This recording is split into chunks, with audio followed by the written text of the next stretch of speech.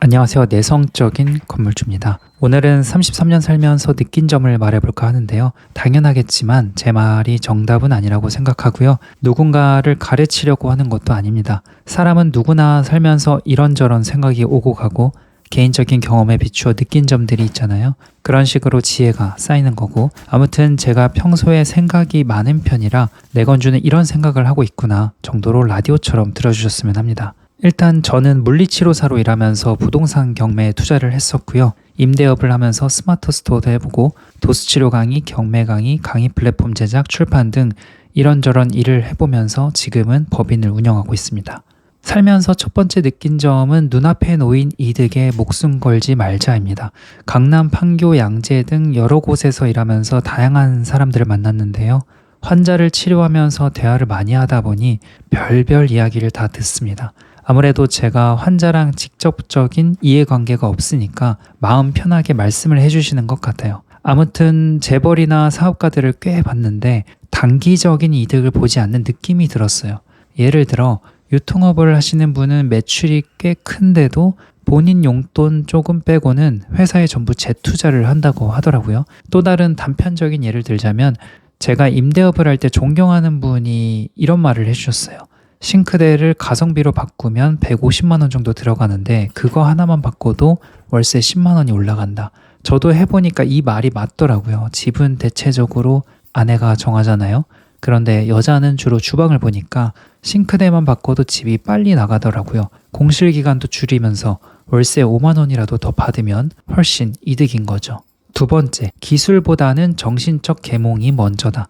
저는 코로나 이전부터 강의를 했었습니다. 수많은 교육생분들을 봤지만 사고방식이 유연하지 않은 사람은 뭘 해도 힘들더라고요. 비난하는 게 아니라 단순히 A라는 사건을 보면서 받아들이는 게 다르니까 시야가 좁아지더라고요.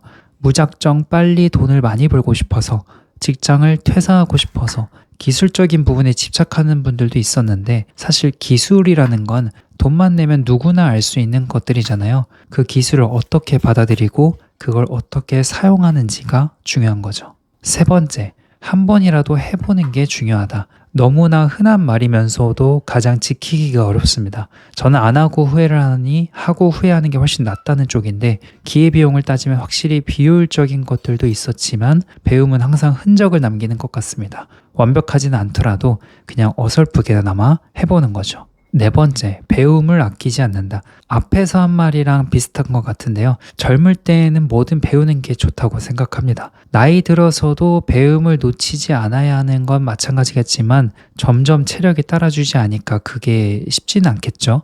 젊고 에너지 있을 때 많이 배워야 합니다. 돈을 버는 그런 자본주의 감각은 학교에서 배우는 게 아니기 때문에 사회에 나와서 많은 것들을 배우는 게 중요한 것 같아요. 물론 소비를 어디에 하겠다는 건 가치관에 따라 다르겠지만 저는 배움이나 생산성을 높일 수 있는 곳에는 돈을 아끼지 않는 편입니다.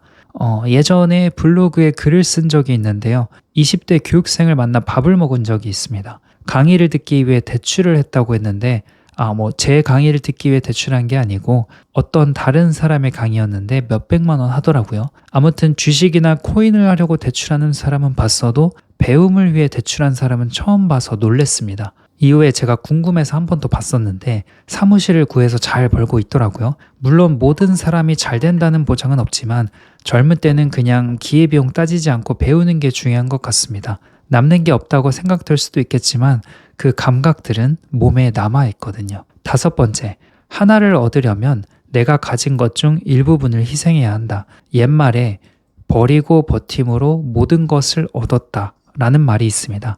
하지 말아야 할 것을 하지 않고 해야 할 일을 하다 보면 모든 것을 얻는다는 말이 아닐까 싶은데요. 저는 28살 때부터 직장 탈출을 꿈꿨었는데 역설적으로 직장에서 누구보다 더 열심히 살았거든요. 남들보다 늦게 퇴근하고 일찍 출근했었죠. 직장 탈출을 꿈꿨는데 왜 직장에서 더 열심히 했냐면 일단 내가 안정적으로 벌 수 있는 근로소득을 높여야 한다는 생각이었거든요. 어떻게 보면 리스크를 줄이기 위해 하방을 지킨 거죠. 소득이 늘면 투자는 조금 수월해질 테니까. 그리고 부동산 경매 투자를 할 때는 법원 입찰장 가는 데만 연차를 썼었어요. 친구들이랑 만나는 횟수도 줄였고요. 직장 근처에서 자취를 하면서 개인적인 사업 공부를 했었죠. 월세랑 관리비가 55만 원 정도였으니까 그만큼 생활비를 많이 줄였습니다. 그때 당시에는 연애도 하고 싶고 친구들이랑 놀고 싶고 해외여행도 다니고 싶었지만 집에 돈이 많은 게 아니었고 타고난 재능이 있었던 것도 아니라 얻고 싶은 게 있으면 뭔가를 포기해야만 했던 거죠. 그 대신 덕분에 지금은 시간적으로 여유롭게 일을 하고 있는 것 같습니다. 마지막으로 6번째, 조금은 이기적으로 살 필요가 있다. 비행기를 타면 안전수칙을 주의 깊게 보고 듣는 사람이 있잖아요. 네, 그게 전데요. 아무튼 비상시 안내를 듣다 보면 산소 마스크는 본인이 먼저 착용을 하고 그 다음 아이를 도와주라고 합니다. 일상에서도 마찬가지라고 보는데 가족이나 친구들 사이에서도 내 자신을 먼저 챙겨야 한다고 생각합니다. 여기서는 조금 이기적일 필요가 있는 거죠. 저희 집은 화장실이 밖에 있는 반지하에서 살았었는데 부모님에게 효도해야겠다는 강박이 있었어요. 그래서 항상 저보다는 가족부터 챙기고 신경을 많이 썼었죠. 그런데 시간이 지나다 보니 제가 지치더라고요. 제가 지치니까 주변을 돌볼 여력이 없었고요. 일단 나부터 밥 잘 챙겨 먹고 운동도 적당히 하면서 인간관계도 적당히 유지하고 그 다음 주위를 둘러봐도 되는 것 같습니다. 그렇다고 나만 보면서 사는 건 아니겠지만 최소한 자신이 지치면 안 된다는 거죠. 여유가 안 생깁니다. 오히려 사람이 날카로워지죠. 오늘은 그동안 살면서 적어둔 것들 중 일부를 골라서 말해봤는데요. 눈앞에 놓인 이득에 목숨 걸지 말자. 기술보다는 정신적 계몽이 먼저다. 한 번이라도 해보는 게 중요하다. 배움에는 아끼지 않는다. 하나를 얻으려면 내가 가진 것 중 일부분을 희생해야 한다. 조금은 이기적으로 살 필요가 있다. 물론 제 이야기가 정답은 아니지만 여러분에게 조금이나마 도움이 되길 바랍니다. 오늘도 제 이야기를 들어주셔서 감사합니다. 2년 만에 직장을 탈출한 이야기, 좋아하는 일로 돈 버는 방법, 메신저 사업이라고 부르는 조금 특별한 방식이 존재합니다. 물론 아무나 가능한 일은 아닙니다. 직장 탈출 학교에 대한 정보가 궁금하신 분은 고정 댓글에 있는 링크를 참고해 주세요.